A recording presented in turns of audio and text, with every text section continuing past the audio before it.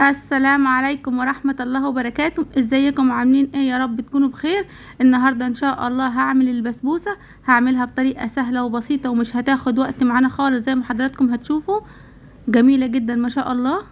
لو اول مرة تشوفوا القناة بتاعتي ما تنسيش اللايك والشير والسبسكرايب وتفعيل زر الجرس علشان يوصلكم كل جديد. البسبوسة بتاعتنا جميلة جدا ما شاء الله وطرية وهشة وما خدتش اي وقت معانا خالص، واللون بتاعها جميل جدا، والتركه بتركتها زي ما انتم شايفين البسبوسه عامله زي مرمله. انا عندي المقادير: نص كيلو سميد بسبوسه انا جايباه من عند العطار، معلقتين كبار عسل كلوكوز، كوب الا حاجه بسيطه من السكر، كوب لبن كامل، وعندي كوب الا حاجه بسيطه من السمنه، وكيس من الفانيليا، واقل من ربع معلقه من البيكنج باودر. هضيف دلوقتي معلقتين كبار من جوز الهند ناعم، ده اختياري ممكن تستغنى عنه، بس بجد بيودي البسبوسه في حته تانية خالص. هضيف معلقتين زي ما انتم شايفين. هضيف اقل من ربع معلقه من البيكنج باودر. هضيف البيكنج باودر اقل من ربع معلقه زي ما انتم شايفين، مكترش من البيكنج باودر.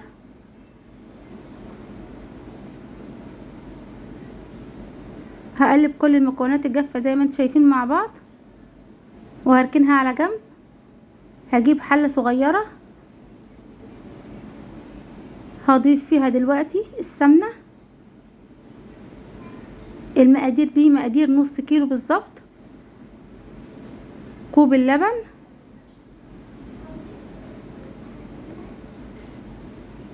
وهضيف السكر،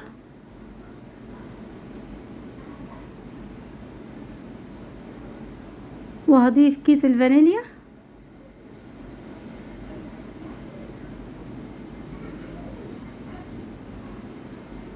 وهضيف معلقتين كبار من عسل الجلوكوز، ممكن تستغنى عنه وتضيفوا مكانه معلقتين كبار من العسل النحل. هضيف معلقتين كبار كاملين زي ما حضراتكم شايفين.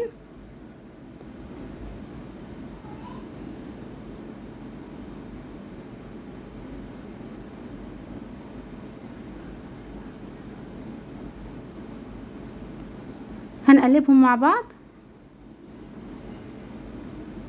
انا هحطهم على النار دلوقتي.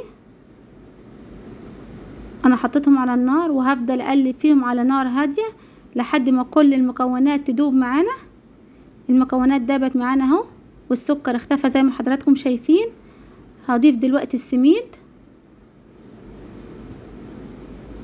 وهنقلب. انا هضيف الكميه كلها زي ما انتم شايفين. المقادير بتاعتنا سهله وبسيطه، ومقادير نص كيلو بالظبط زي ما حضراتكم شفتوا.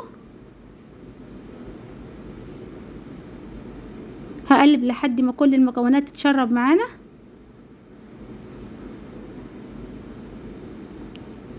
ده شكل السميد معانا اهو. انا هركنه على جنب دلوقتي. انا عندي الصينيه بتاعتي، الصينيه دي مقاس 32. هدهنها دلوقتي سمنه.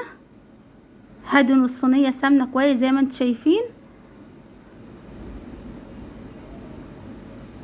هضيف دلوقتي البسبوسه. ده قوام البسبوسه زي ما حضراتكم شايفين. طريقه البسبوسه طريقه سهله وبسيطه وما خدتش اي وقت معانا خالص زي ما حضراتكم شفتوا، وهتاكلوا احلى بسبوسه. وعشان تاكلوا احلى بسبوسه لازم نضيف اللي هما معلقتين من جوز الهند، هيودي البسبوسه في حته تانية خالص، هيخلي طعمها جميل زي بتاعه المحلات بالظبط. هسوي البسبوسه على الوش من فوق زي ما انتم شايفين.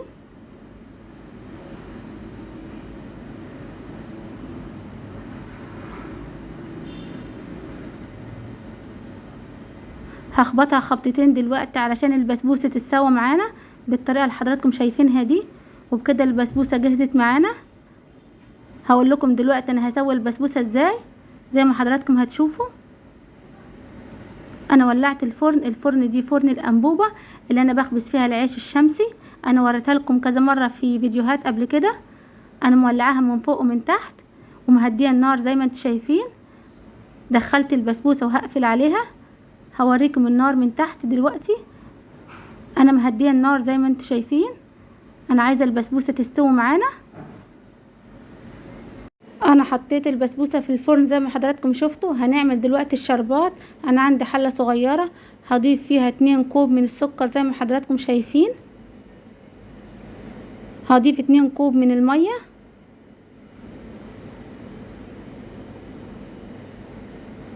وعصرة نص ليمونة